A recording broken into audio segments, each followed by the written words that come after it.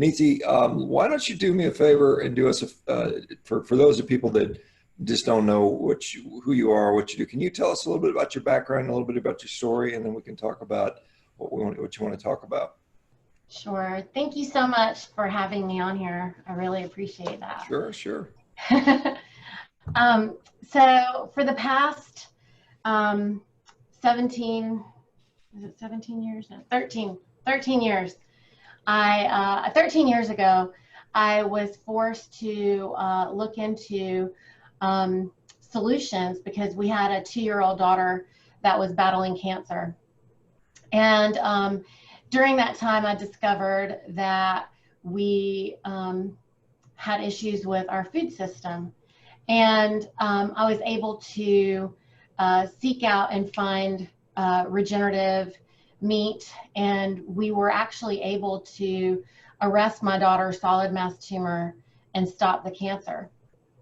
And, I realized at that time that I had to stop, playing this kind of blame game. I had to take personal responsibility. I had to stop operating in like this victimhood mentality and shortage consciousness. And I sort of did that, I think, as just a natural survival mode reaction to what was happening with our daughter. And I actually, in that process, realized that our food system was collapsing. And I've been teaching and talking about that, if you want to say, kind of predicting the instability of what was happening with our food system and creating a private food system as a side effect of all the things that I was discovering at that time. And lo and behold, look at what's going on right now. Like, the centralized food system has collapsed. And so I don't know, that's kind of my background. That's where I'm coming from.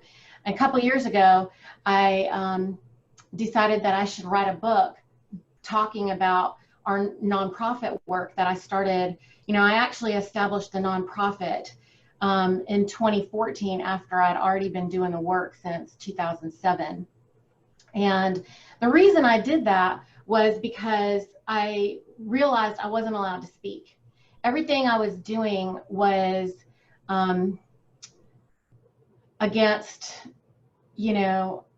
basically the structures that we've created, these institutions that we've established, to be able to more effectively and efficiently distribute information, were censoring things, and they were doing it in different ways. I mean, either you had to be licensed to talk about things, and then if you were licensed or some sort of practitioner, then you were limited as to what you could say because you had to only speak within the parameters of the institutionalized guidelines and their perspective. So I formed a food church because I found that the only way that I was able to speak without some sort of litigious side effect or threat was for me to create religious freedom and operate in that. So I created a food church, which created a lot of weirdnesses because I effectively like locked out anybody who was actually religious because they were turned off by the fact that I was calling it a food church, or by the atheists who didn't want to have anything to do with any kind of church.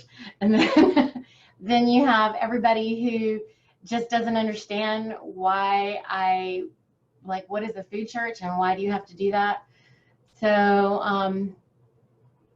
I don't know. I mean, for the past all these many years, I feel like I've had a lot of just an uphill battle of trying to share my message. And but I've found many mentors, giants who I stand on their shoulders. And Sean, I was so excited last November when Emily told me that you formed this MeatRx platform. And I remember coming online in November of 2019 and seeing what you were doing here, and it was like so on time. I felt like, because I thought, wow, this is amazing. And look, he's like advocating for meat, and I've been talking about it, and we're going up against all these people that, you know, are spreading these, I call them just lies. I mean, they're trying to poison everybody, and as is evidenced by the metabolic dysfunction the entire nation is in at this point, and the fear and the I mean, the fact that the institutions were able to make everyone believe at this moment that nature is something to be feared and not to walk in is just shocking to me. Because I know for myself, you know, that what I know to be true is that every time that I operate in my knowing, in my walking in my instincts, then I know for sure that nature always has my back, and I'm always winning when I operate in that. And the moment that I try to push against any of that is when I fail. And I think that everyone that I know on here, anyone who I've spoken with, including you, Sean, I mean, you write about it in your book also. You know, all of us, none of us came here lightly. All of us came here because we were seeking relief. Everybody came here because we knew that something was wrong, and we were seeking solutions. And I find that the only way that I can operate in solutions is when I trust and walk and honor nature. Yeah, Niti, I wonder, you know, obviously we're proponents of meat here, but you sort of, when you talk about your food church, I mean, do you have a tax break with that by declaring it a church? Can you get a tax break from that? Yes, sir. Interesting. So Yeah. it becomes a religious exemption. Is that how that really works? Everyone is able to support us with their tithes, and those tithes go to work for food freedom and health independence. Absolutely. Can you Absolutely. can you talk a little bit more about what you mean by food freedom? Because I you know, I don't know that everybody understands what that means. Can you expand upon that? I think that it's it's amazing how much power there is when you have control over your food. I think that we all know that if we had the ability to grow our own garden, so to speak, it's kind of like we're planting our own dollars, right? Like you can't have a money tree in that respect. So you can also have that freedom if you have relationships. So what I learned when I was on this journey of trying to find health for my daughter was that when I spoke with and had relationships with people, you know, like one of the things I was telling you was that I had to stop my victimhood and shortage consciousness mentality, because, you know, I hear people say to me all the time, you even said to me back in November when I was saying, hey, if we're going to start a coaching program based on meat, then we need to address this chemical sensitivity with this commodity meat that is not animals that are healthier than we are, you know, and you were like, yeah, you know what, well, we can't talk about that, and we don't really know that, and people can't afford that. And, you know, immediately there's this pushback of, you know, yeah, we don't want to talk about what we can't afford, or, you know, basically like kind of cutting people out of that equation.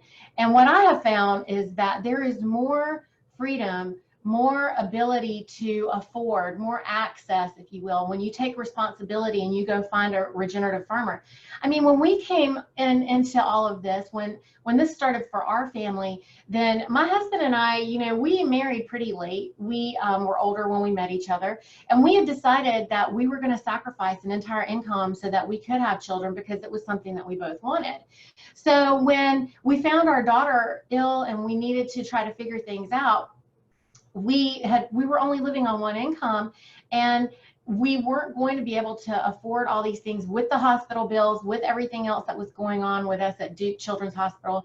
And I did feel like, you know, with all of these additional expenses, not that I felt, I mean, we were pushed into a position where we were really on food stamps.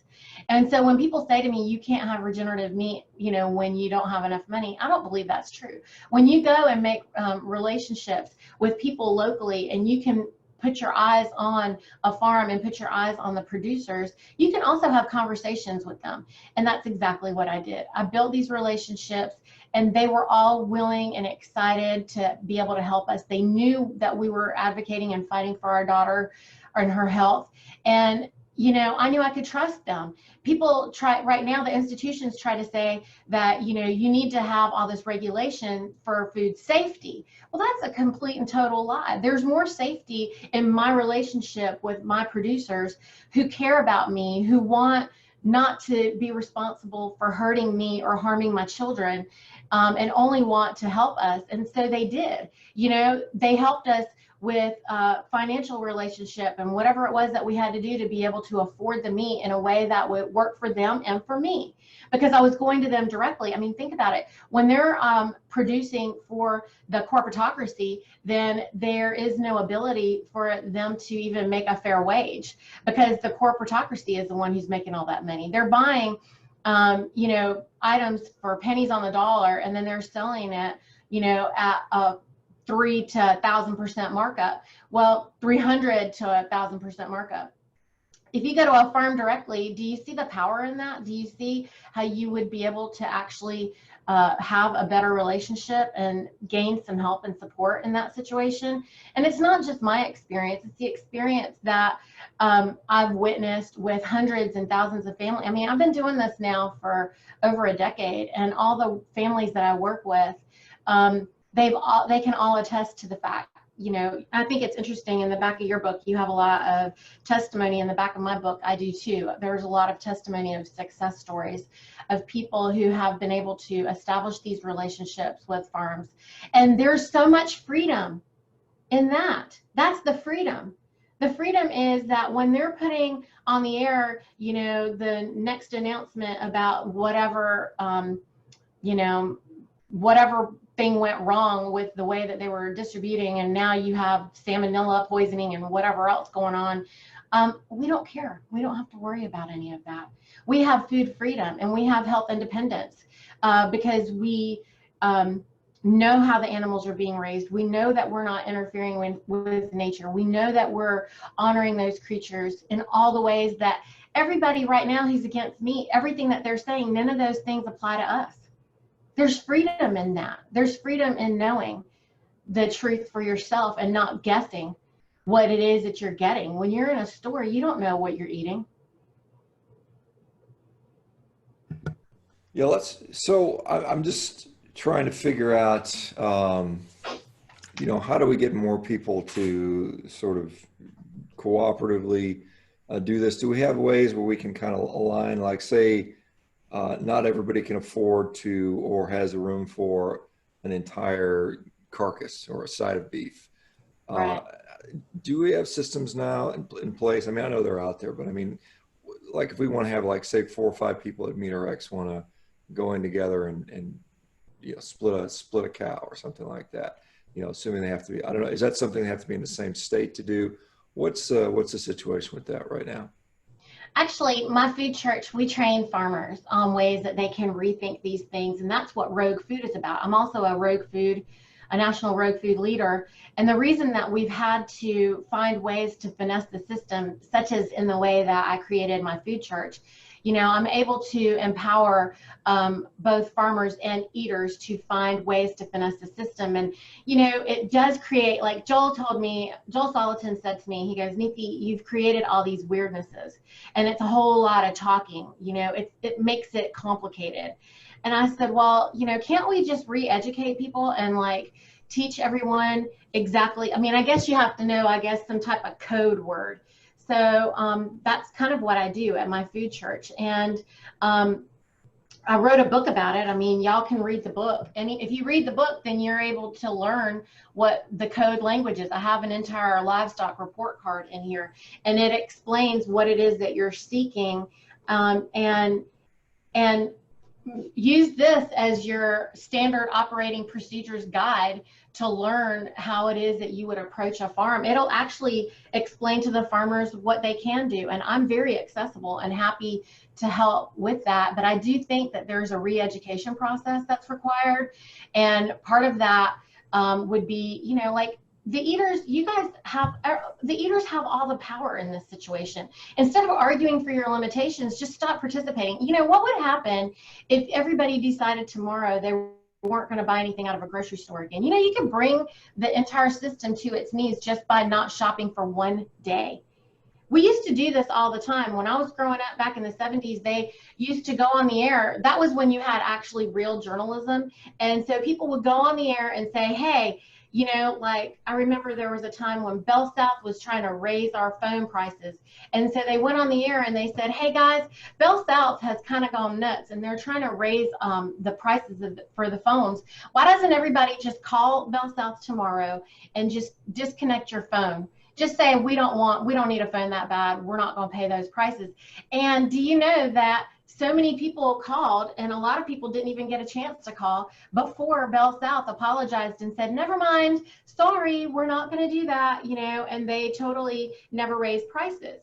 Well, we could do the same thing today. Everybody could just decide, you know, that this is crazy. You know, instead of arguing for your limitations and saying, well, we can't do that, we could never do that, you totally can do that. How about you just don't go buy food for one day and bring the entire plate? I mean, everybody's ready to black out on Facebook or on Insta or whatever, but what you need to do is not put your money into the corporatocracy for a day. And I guarantee that you would bring them to their knees and make them change their ways. Just say, we don't want this anymore. What we want is regenerative meat to be in the stores, because I'm getting calls right now from the Cattlemen's Association who never wanted to talk to a female, never mind a woman of color, but now they're calling me to find out what they can do because all these processors have decided that they've been put down because of this system, the way that it's been set up. We only have 4 packers in the whole country, and now they've shut it down, and they're doing it based on a lie. Like, they're telling them that they should fear nature, which doesn't even make any sense. Well, it doesn't matter why we've arrived here, but here we are. And if you read chapter 10 of my book, there was a moment where I'm talking about feeling insecure and food insecurity because we were losing all of our farmers. You know, in North Carolina, we have the largest CAFOs in the world. And in North Carolina, Eastern North Carolina, we've lost all our farms, and China owns Eastern North Carolina. I mean, when you're saying, what is it that people can do? Where are the Americans saying, how is it possible for China to own Eastern North Carolina? Why did nobody stop that? Why did no one protest that? Everybody's ready to protest all these other things, but they're not willing to protest and defend our land. I don't understand what's going on. No one's willing to protest our food freedom and say, wait a minute, you're going to try to make us believe today that we're supposed to now all of a sudden fear viruses? That doesn't make any sense, because we're made of thousands of viruses, and viruses are alive and they're changing and acclimating all the time. And because of that, you want to decide right now that you want to stop all the production of meat? I mean, this is the corporatocracy and the institutions trying to starve America out. Do you guys not see what's going on? It's not a conspiracy theory when you can see Cookie Monster's hand in the jar. When you see Cookie Monster with his hand in the jar, that's not a theory. It's me watching you doing something like stealing from all of us. And why are people supporting and participating in this? I mean, I'm confused. I'm confused why people don't walk in there knowing. Why is it that no one, I've had people say to me, hey, Niti, well, how do you know? How do you know that you're not wrong? You want to know how I know I'm not wrong? Because nature is solid. It's as solid as gravity, and it doesn't have a financial agenda. The only people that are winning at this minute are people who have some sort of financial agenda, who we're empowering by not taking back our power. And I would like for all of you to take your power back, because you have so much of it that you have just given up by accepting their programming that you can't afford something, which is a total lie. You can afford whatever you want if you go talk to a farmer directly. And people are made to believe that's hard. It's not hard. Look around, you know? And it's amazing when you talk to people how much they just want to be, I mean, farmers want to nourish you. They're high on producing food that you want to buy. And if you want to buy it from them directly, they're even more high.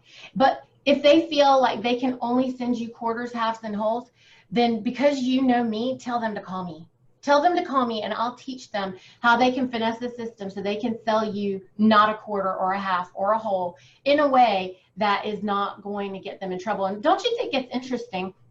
Our institutions say it's illegal for farmers to sell you the beef quarters, half, and whole. It's not illegal for you to buy it. It's not illegal for you to have the beef. Did you know that? Do you guys know that it's not illegal for you to have possession of the beef? And it's not illegal for you to buy the beef. So who are these institutions trying to fool by saying that the farms can't sell it to you? Do you think that's a safety issue or a control or a manipulative issue? Do you think that they're just trying to put their pocket and their wallet in between you and your food? I think they have their hand down your throat. That's what I think. And I think that at any moment you can pull it out and say, no, I'm not doing that.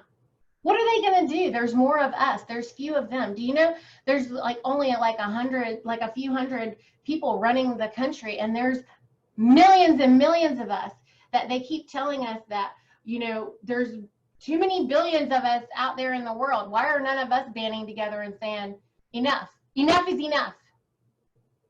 Are y'all ready to do that? Because if all of us, just the MeatRx community says enough is enough, do you think that all the people that are trying to go carnivore right now around the world say enough is enough, that we can bring these people to their knees?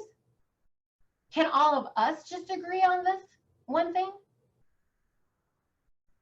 Well, I mean, that's a good question, Niti. I think you know, we're still relatively a small group. I mean, we've got a couple thousand people right now, but I do think that we do have significant problems with our food system. I mean, you say they're trying to starve us out. Why do you think that is? What makes you think they're trying to starve us out? And what is the benefit from quote unquote starving us? I mean, you know, we see what's happened. We've got particularly with the meat system, the meat packing system here, we've got 4 companies that control 80 to 85% of the beef production in the U.S. You know, Tyson, Cargill, JBS, and National Beef, which is now owned by Marfrig. Why would they want to starve us out? What's their advantage there? In my book, I wrote, the future of meat, according to the institutions, is that there are no longer in the business of selling you meat. The institutions have now declared that they are in the business of selling you protein. Have you guys noticed that when you were going out to restaurants or wherever, the new thing was, oh, what protein would you like? They never said, what meat do you want? Like, you know, what do you want to eat? Do you want chicken or beef or whatever? They said, and I wrote in my book, this is when I wrote it back when, but I've been preaching this for, you know, since 2007, okay? It's code word for poison, okay? What do they have to gain? I don't know. Why don't we follow the money trail? Who is vested in Beyond Meat? Who's that? And isn't it interesting that people always have to eat? People always have to eat. When I say starving you out, I just mean anybody who's going to want actually to choose meat for nourishment, they're not going to be able to get it very easily. That's what they're pulling out. So what are you going to have to lean on? All the stuff that poisoned us, that all of us in this space know that we had to come away from because we knew that it was making us fat, sick, and nearly dead, or hormonally dysfunction and skinny dead, or whatever you want to call it. I think that there's enough evidence for us to know that we need whole foods. You know, even if you don't agree that you should only eat meat, you have to agree that we are animals embedded in nature, and we should not be eating chemistry projects. We shouldn't be eating some synthetic fake food in order for us to gain life-giving force on a cellular level.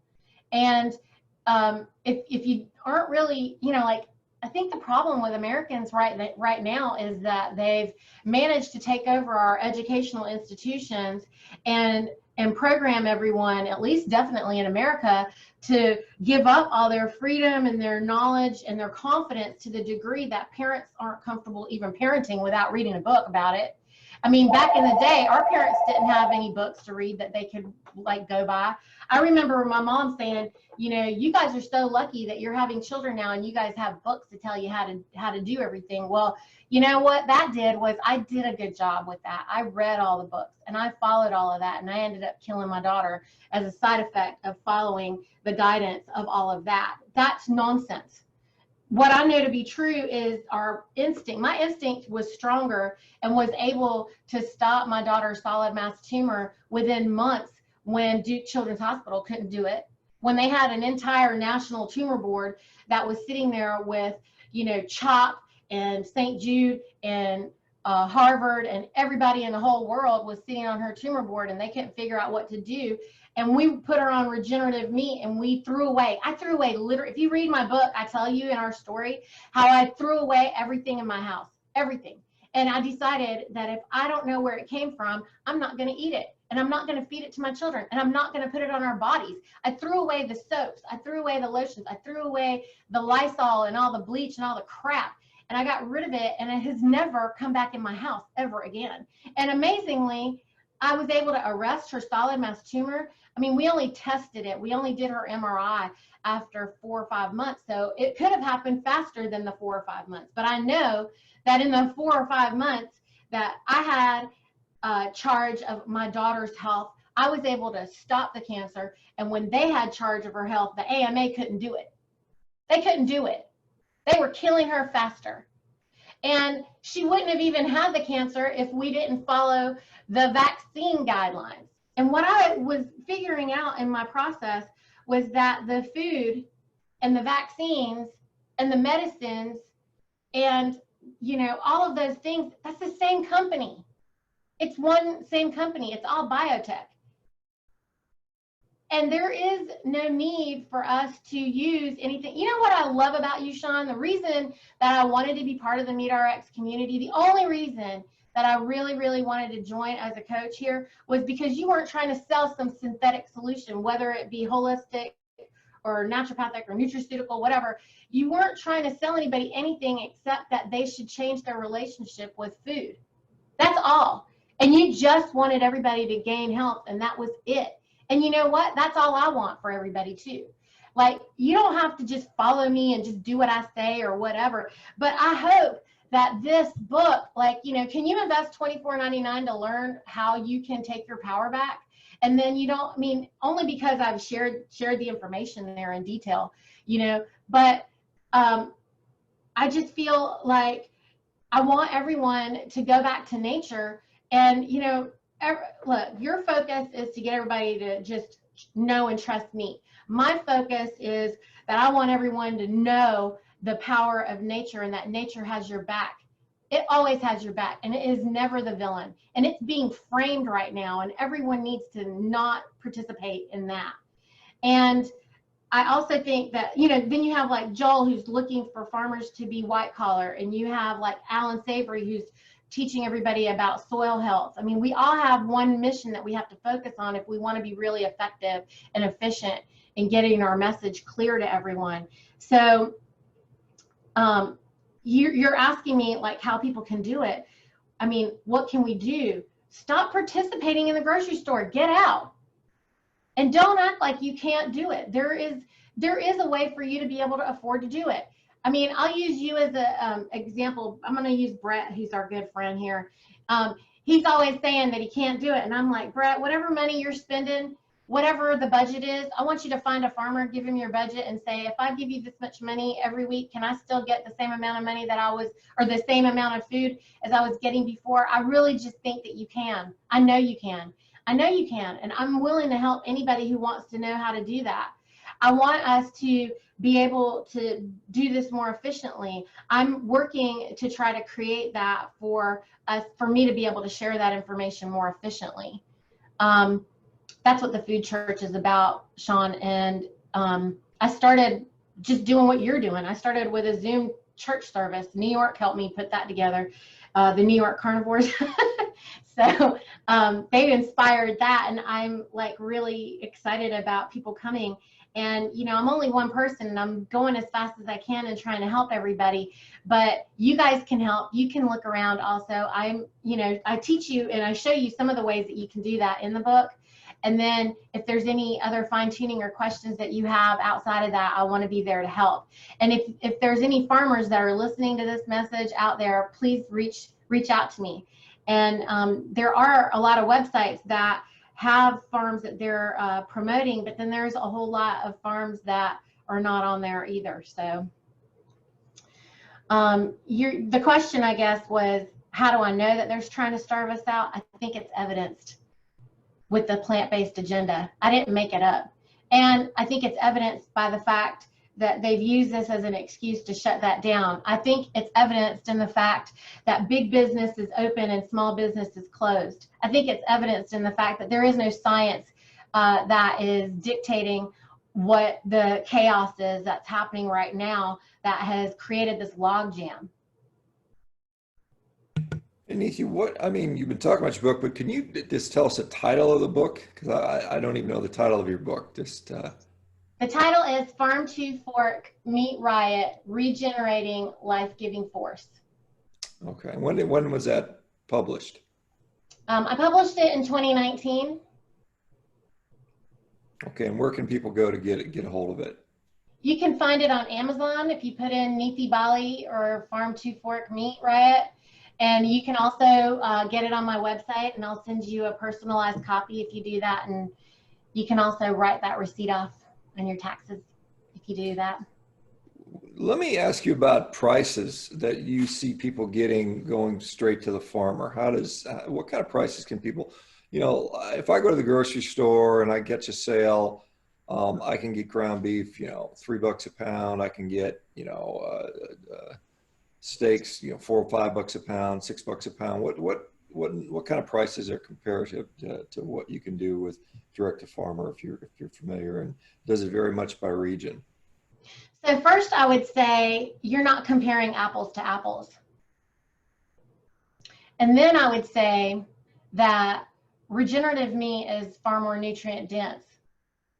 I would say also that if you're consuming whatever amount of meat you're consuming, commodity out of the store, then you're going to, within weeks and months, be able to reduce that by half, because that is how much more satiating regenerative meat is. Also, I would say that you think that you're paying $3 to $7 or whatever you just said per pound for things, but actually that's a lie, because you're paying in taxes, you're paying in prescriptions, you're paying in doctor bills, you're paying in a million other ways. And for the people who say that they don't like what grass-fed beef tastes like, it's because they're not raising the beeves out to 36 months or older as they should be. And this is another institutional problem. What I'm always arguing for and fighting for right now is deregulation. So what we need is for the government, I just told you that the institutions need to get their hands out of our throat. And that is because there are these lies within the processing, within the raising of the grass-fed beef. What they've said is, and I'm talking about the institutions when I say they, I'm talking about the regulations when I say they. So what they're doing is they're saying that beef is ready to process at 12 and 18 months, which is just not true. Beef is not actually ready to process until 36 months or older, which means that farmers, like grass-based farmers, like real regenerative farmers, they know that their beeves are not really ready to process for 3 to 4 years. And every year that they carry that risk of that creature possibly becoming sick or dying or whatever is a big risk. It's a financial risk that they carry for 3 to 4 years. And so if they're doing that and raising the animals out the way they should be, then you would love what that tastes like. It would marble beautifully. It would be medicinally incredibly powerful. And if you were to start eating that, then you would be like our family is, where we eat less and less and less all the time. the cost of eating regenerative meat and getting away from fake food, chemistry project food that's in the stores, that includes all the whole foods that are in the stores. All of that, when you get away from that, you're going to pay equal or less. I would say equal or less. You might pay more at the beginning because you have been malnourished for so long and you don't even realize it. You don't know that you can be satiated on less meat. I mean, honestly, you know, I was talking to somebody the other day about you, Sean. They couldn't believe, this is a guy who's very athletic, who says, I don't know how Sean Baker says that he can be OMAD or that he could even fast and be satisfied and not hungry, because he didn't feel like he could go from going keto to going carnivore because he just didn't think he was going to be full enough. And he just was saying, I'm going to have to eat so much meat. I said, well, why don't you join the CSA and see how much of our meat you can do that on? Let me coach you for a little while and see what happens, because, you know, you can totally be satisfied on less than that. And you can be satisfied on just meat. And we're seeing it. And I mean, as is evidenced by so many other families that I'm coaching. So I think that you have to, first of all, stop thinking about the fact of whatever it is that you're paying for versus regenerative. You're not comparing apples to apples. You have to know that you're literally going to be getting real food versus fake food. And it is not going to be something that you can compare $3 to or whatever. I mean, go ahead and be ready for a $9 baseline across the board. But the big deal is that you can have a flat rate. If you are working with the farms in the ways that we are, what we're doing is we're taking the wholes, halves, and quarters, and we're divvying them up into 16 to 20 pound subscription boxes and flat rate selling them that way, just for the farmers out there to know. And so eaters, and particularly carnivores, if you know that you can buy 16 pound increments, then I think most of us would probably buy about 30 pounds a month per person to satiate ourselves. And I think that once you go regenerative with that, you'll end up going less. But do the math. I mean, if you can conceive 30 pounds at $9, and if you go direct and not go through a third party to a farm, I bet you might be able to get it down to somewhere between $7.75, $8, so $8 and $9, and that's flat rate. And do the math and do that flat rate budget and see if that isn't something that's not even close to what you're already doing, and see if it is really affordable or not affordable. And then that's going to vary by region too, and by efficiency of the farm. How big is the farm that you find? If you find a larger ranch, you know, that has more head, like a Joel Soliton polyface farm, then you can, you know, get that probably cheaper, especially if you're making a commitment to him and saying, hey, I want to come here every month and get this amount, or twice a month, because you can't afford a quarter, half, or whole. Say, if I make a commitment to you and I come here and I'm coming to get my standing order every 2 weeks, I bet Daniel and Joel would be like thrilled, and they'd be happy to give you a special price on that, you know, as someone who's buying whole, halves, and quarters over so many weeks and months, because you just can't, maybe you don't have freezer space, maybe you don't have the money, whatever it is, you know. I know they would work with you as a committed person, and they could make sure that you're well fed within a budget. So it has to look different. It's not going to look the same. What if you decide that you can buy a side of beef or half a beef? What's the price look like then? It can become a lot less, but I will warn people to try to go more for consistently buying smaller batches, because when you get larger volume of the meat, then you're not seeing your farm as often. Your relationship is not as solid as it would be when you see people more regularly. You know, I think that also it's nice for a farm to know that they can count on your dollars on a regular weekly, monthly basis, versus, hey, is that person going to buy it? Unless you make a commitment to say, I'm going to buy a half steer every quarter. You know, if you're going to make that sort of commitment, I think it's a little bit different. But a lot of folks aren't willing or able, or even know their pars well enough, and every creature is a little bit different. So the volume that you get from a half from one creature to the next might vary. And also, you know what? When you start getting to know your farmer and you buy direct, then each of the beeves tastes different. Everything's unique and different. There's no consistency because nature isn't consistent. In case you guys didn't know already, there's no two snowflakes that are the same, right? So there's no two beeves that are the same. And beeves are funny. They're pretty picky eaters also. And some of them might be better eaters than other ones. And so some of them might taste better or whatever than the other ones. So it's always nice to be able to get a small amount of a creature and have the opportunity to get a bunch of different creatures and enjoy the variety than it is to just have a whole freezer full of a quarter, half, or whole, in my opinion. You know, we had I don't know if you listened to this show, we had Mike Calicrate on, I don't know, 2 weeks ago or so. And one of the concerns he had with people buying just select cuts or portions is that the farmer or the rancher gets left with a whole bunch of hamburger that he can't get rid of. That's So right. what's the And thought that's on? because the farmers don't put together their boxes like I train them to. And when they put them together the way I teach them and teach them how to cut the animals, so that I'm really, really good at cutting cows.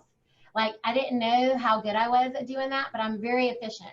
And I'm able to get way more steaks off of the creature. I'm able to cut it in a way that's more palatable and has more fat on it, like how we carnivores want. And then there's certain creatures that you do need to just burger out because they didn't maybe fatten up the way that you wanted them to. And so I do work with farms to help teach them how to cut them, because there is a little bit of an art and a craft to that as well. And when the farmers are going to the local processors, the processors do whatever the farmer says. And if the farmer says, I want this cut this way, they're going to just do that. If a farmer, like when I'm talking to the butcher, I say to them, hey, how does it look? What does the carcass look like? How much fat is on there? You know, what is all that looking like? And then I can make a decision if I want to stake it out, if I want to burger it out or whatever. And a farmer could know to do that too, but they just haven't been trained to think that way. Just like eaters haven't been trained to think like what I'm talking about today. It's a new way to think, right? And I hope people can hear me, because I know that you cannot hear what you do not believe. But I hope that you can hear me when I'm saying, you know, it's a matter of changing our mind. We just have to change our mind, and so does the farmer. Farmers will have to change their mind a little bit, and they haven't been given permission to be able to do that by the institution, so they haven't done it.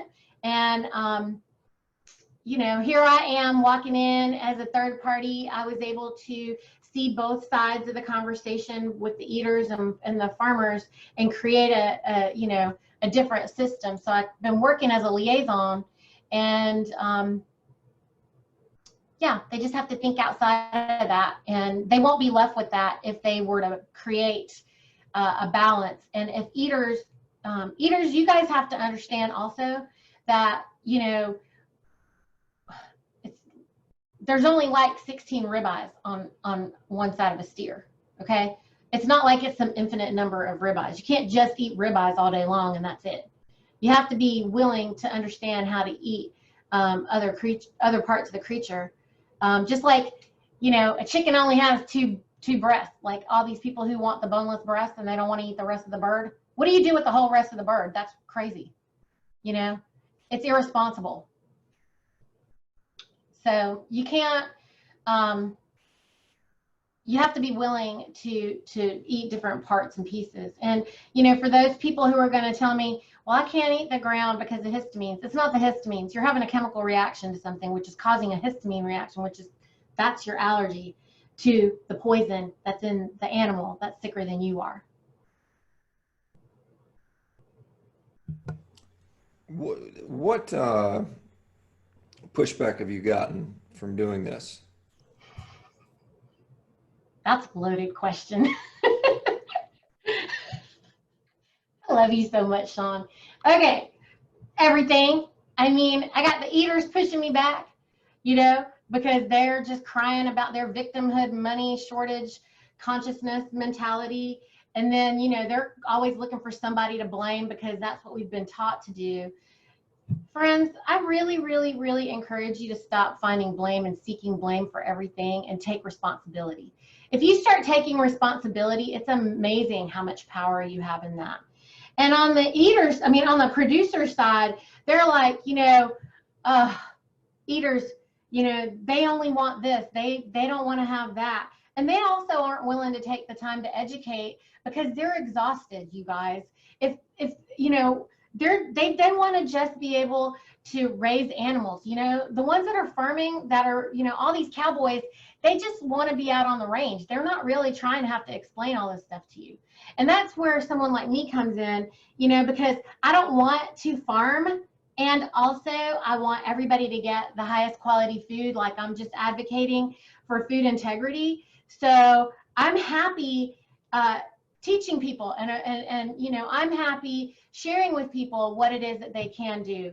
And so I think that we all need to, you know, know these things and take responsibility in the ways that we can, and then take some of that pressure off of the cowboys, because I really want them to be able to just enjoy their time out on the range, and for eaters to start appreciating in a different way the whole creature, and stop, maybe throw away cookbooks, I guess, maybe, because they only show you how to use 3 cuts of meat or whatever anyway. Why don't y'all get Jessica Haggard's Carnivore Cookbook, because Jessica is a good friend of mine, and she's teaching everybody how to do nose to tail.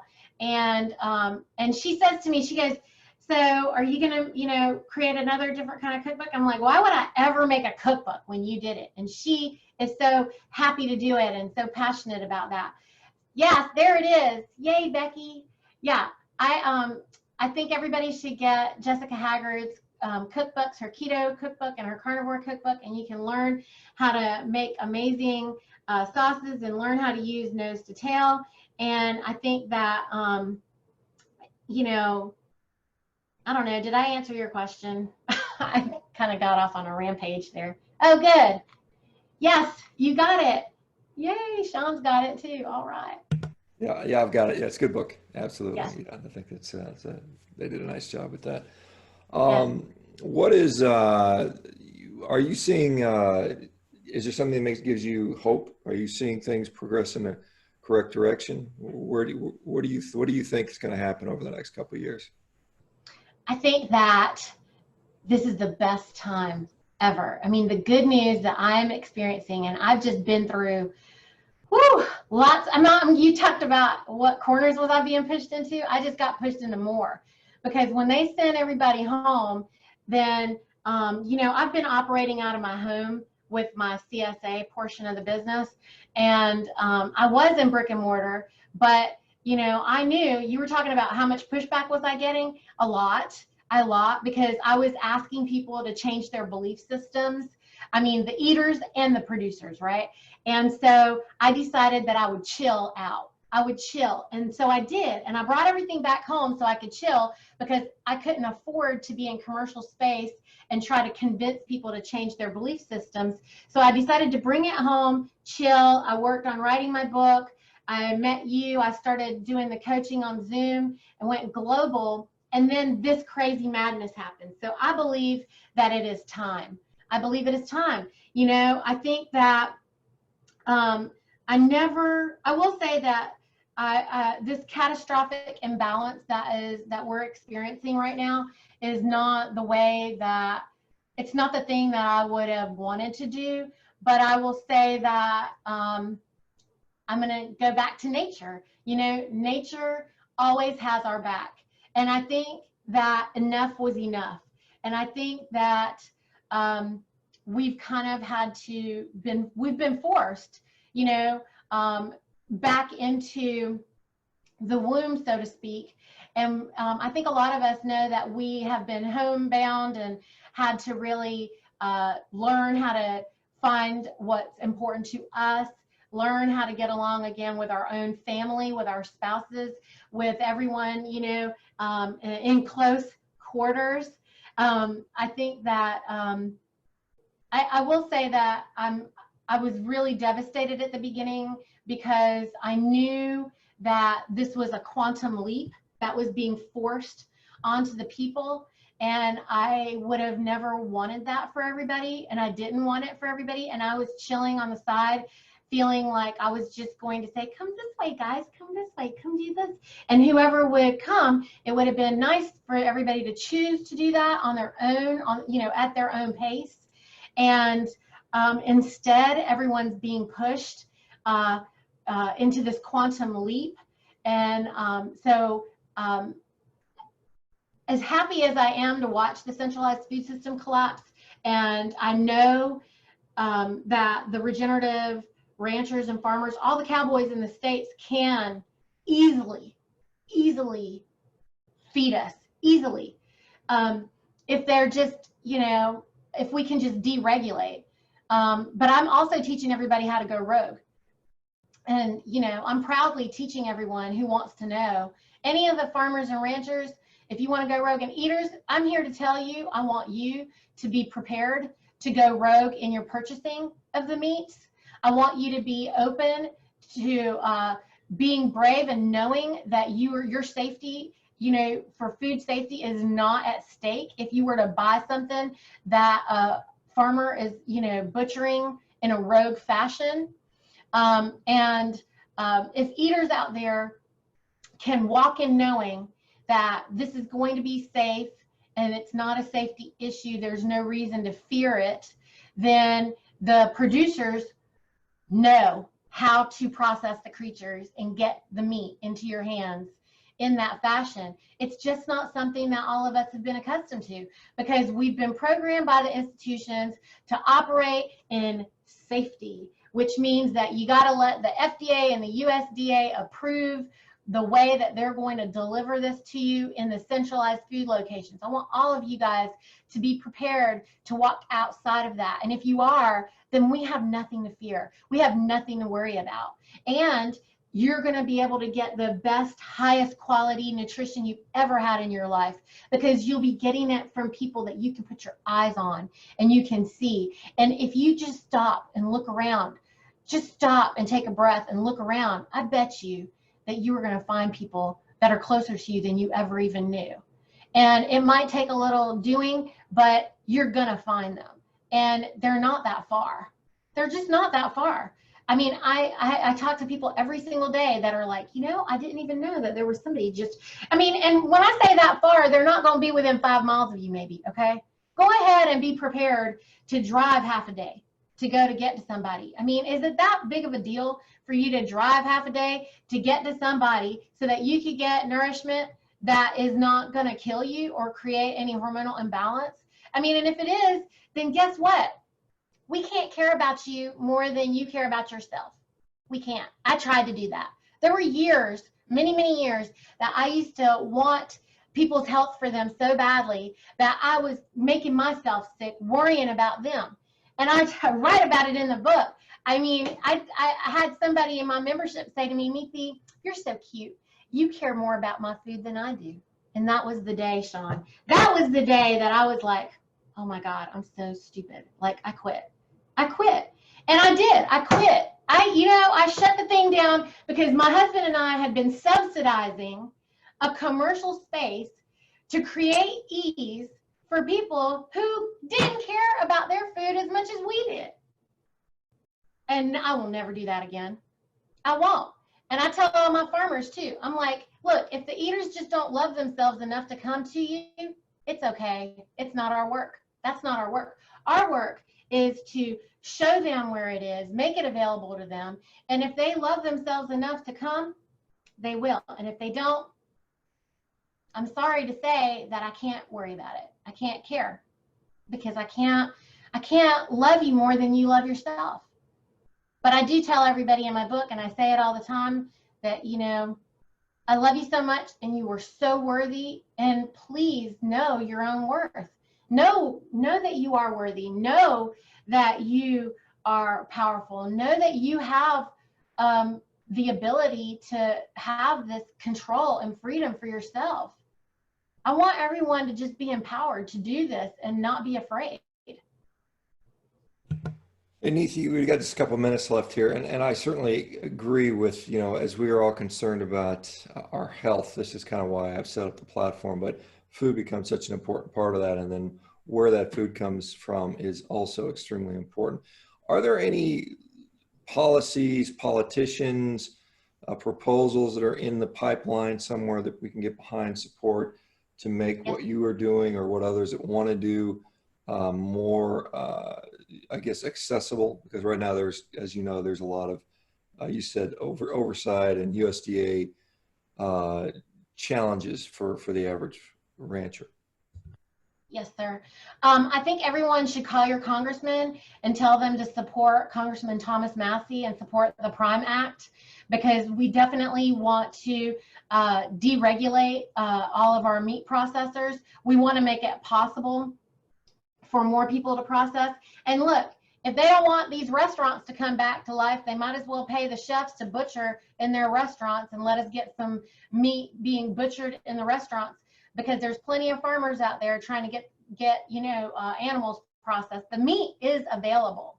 The animals are available. What we need is someplace where someone can butcher it, package it, and get it to you. And if you're willing to go rogue with me, then you're willing to receive meat that is beautiful, that is wrapped in butcher paper, that is safely available for you to come and get and put in your freezer.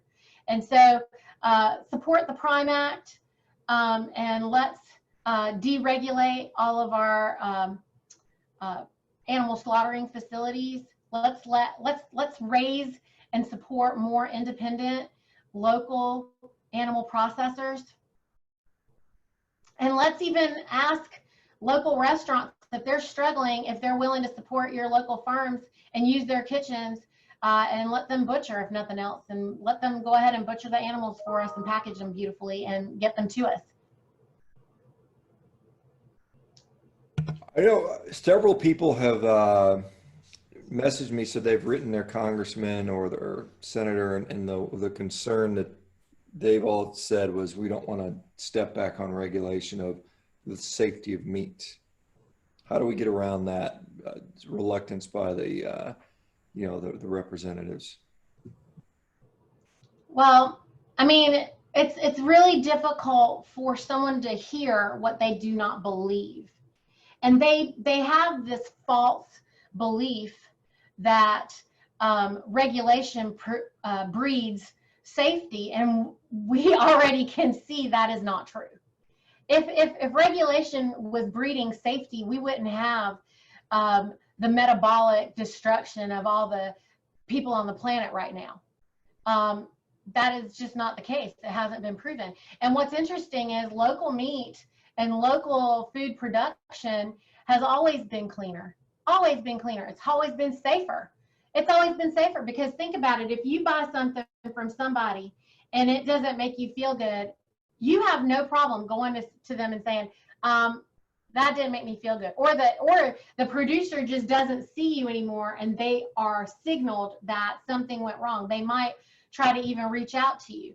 So I have never been in a situation where I was working with a local producer and was unable to get the highest quality. I'll tell you one thing. If anybody ever gets any meat from a producer that I know and they don't like it or they feel bad, and we let the producers know, the producers will do everything they can to make it right. And that does not mean give you your money back. This isn't Harris Teeter or whatever grocery store that you can think of. We don't have the ability to just give you money back on everything, but they will want to know what it was, and they will do whatever it is to make it right. And if you were the one at fault, they won't be, won't hesitate to let you know, hey, you thawed that meat out for 10 days and it went bad, But in most cases, safety is a non-issue with anybody that you can put your eyes on. Yeah, I mean, if we go back to one of the reasons I think they established it, things like the jungle by Upton Sinclair, talking about the meat processing industry from, 1900 or so, where there was a lot of problems with that. A lot of people getting sick, a lot of people getting, bacterial-borne illnesses due to that. We see a lot of people that have been buying sides of beef and direct from ranchers for many years we don't seem to see that as much. But there, I guess that's the concern, as we'll go back to that if we kind of make it the wild, wild west again. And so is there some sort of, I know, I know Mike Callicrate was advocating for state-run inspectors. Do you feel that the meat should not be inspected? I believe in complete deregulation. I believe that let the people regulate it, and the people will regulate it, and people will, if you empower the people to regulate it, they'll be better regulators than any of the inspectors. And right now, with the problem with a lot of the inspectors is that we can't even operate, without having, like, the regulators are state funded, or they're government funded, they're federally funded, and they're getting paid for 8 hours of work that they're not there for, and they don't have the manpower to do it, and they won't allow any of the meat processors that I'm working with to extend hours right now, because they could have a second and a third shift, but they don't, which would create jobs because they don't have a regulator who can oversee that. But if we remove that and let the people be the overseers, let the people oversee themselves. Why can't we, this is the thing that I have a problem. We're talking about food freedom. What we need is everyone to be responsible for themselves. It's this litigious society that we've created that is mandating this. Why don't you just let people take care of themselves and say, look, you guys need to be more responsible for your own food, and so be careful, beware, talk to your farmer, be more conscious, find out more information. And the reason that they haven't been able to do that is because the corporatocracy has put this big iron curtain between the eaters and the people who are producing the food. Well, we can remove that any moment now. It's kind of free to do that. Yeah, I'm just saying, but how is me as a consumer, how am I to know that, I don't have bacterial swab testing kits and other things that might, that, again, I don't know what the USDA inspectors are looking at. I'm not an inspector. Maybe you have more knowledge on that, but how do I know as a consumer? Do I just smell the meat and say it looks good or it's bad? Is there some way to ensure my own safety? Because, the idea that people regulating is fine, but what happens when you get, some people whose kids die from salmonella poisoning or E. coli poisoning or something like that? How do we sort of ensure that doesn't happen? Well, they're not insuring it, so that's number one. There's nobody standing there smelling all the meat. There's nobody standing there swabbing all the carcasses. Our inspectors, when they're in those processing facilities, they test one or two animals and they go on to the next place. They're not doing that. So if you think that that is how your meat is being regulated, you can go ahead and just know that that is not what is happening. And yes, use your instincts. You know what? I want you to know that you have the power that creates worlds, that flows through you. That life-giving force that you have is the power that creates worlds. You have that within you. And when you look at meat or you smell meat, that it is good or it is bad. You do. But they've told you that you don't. But I'm telling you, that's not true. You do know. You know that if you get something, if it's good or it's bad, when you eat it and it makes you feel good or it's bad. In fact, I would argue that there are more people who don't believe you when you tell them that you don't feel good than they tell you that you don't have a problem because their test couldn't find it. That's what I know. I know that there are so many people out there that go to see, we could just use doctors as an example for this. When you go, how many of you here went to see your doctor with a problem and your doctor they were just like, well, that problem must be in your head because none of our tests show that you have a problem.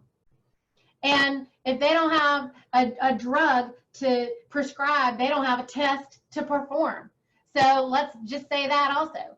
And when it comes to food safety, it's the same way. There's nobody standing over every pack of your meat going, oh, this is a good one. This one's safe. This one's good. This one's safe. Have you ever seen, like, they got thousands of people in there hacksawing at the creature, packaging it up in a commodity place, and then they're putting it in a thing, and they don't even know what animal you got. When you go to our place, like when you get ground beef from me or any direct source, you only get the one creature, and we know which one you got. I can look at a package and know that was whatever that crazy bull that we didn't like and we sent him to the butcher. If you can see your farmer, you can know exactly what it is that you're eating. If you can't see your farmer, you don't know. And guess what? Nobody else does either. Nobody. They're doing thousands of creatures in your ground beef. Do you think they're putting their hands on every single one of them? Hello? They're not. They're not doing that. Niti, this has been certainly thought-provoking, and certainly you're a wonderful advocate for what you do. I unfortunately have to go. Can you tell me where people can get a hold of you, find out more information of what you're talking about? Yes, sir. You guys can find me at farmtoforkmeatriot.org. FARMTOFORKMEAT.org. All right. Thank you so much, guys. Okay, we'll see everybody tomorrow. You guys take care. Have a great one. Thanks again, Niti. Bye-bye. Thank you.